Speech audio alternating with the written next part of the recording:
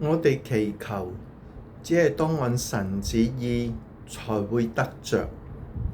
聽到呢句話，你會唔會覺得神好專制呢？我祈求只有按佢嘅旨意，即係佢本來就會做喺我身上面嘅嘢，先至會應允，先至會做。咁咪好專制？即係我完全唔使旨意求一啲我自己想要嘅嘢，所有要求嘅嘢都係神要我有，我先至可以求得到。呢個好唔合理喎。大家其實諗深一層就知呢個絕對係神嘅美意。點樣嘅美意呢？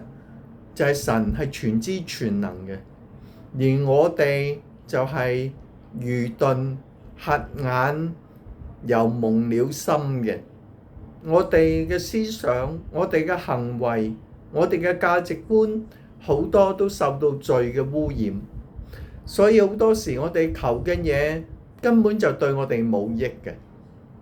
就等於一個無知嘅小童向爸爸求：爸爸，你俾我一隻蠍子啊！我想玩下蠍子，好得意，條尾咁樣勾上嚟，有個勾，好得意啊隻蠍子。或者爸爸，我想食石頭啊！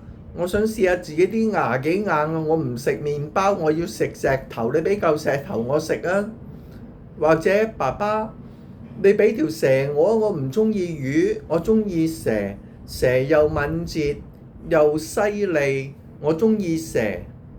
你估爸爸會唔會俾隻蠍子你，俾蛇你，俾石頭你呢？唔會，因為我係你嘅爸爸，一定係俾麵包、俾雞蛋、俾魚你。呢個就係神嘅心啦。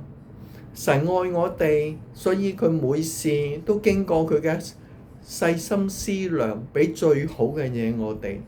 就好似羅馬書8章嗰度講到，萬事都互相效力，叫愛神的人得益處。佢每做一樣嘢都係為我哋嘅益處。佢唔俾我哋嘅，一定係對我哋有害。佢嘅所有旨意都係為我哋嘅好處而定下嘅。呢個就明白啦。點解我哋只有按神嘅旨意求嘅嘢先至求得到？按我哋自己旨意嘅，我哋求唔到，因為嗰啲都唔係最好嘅。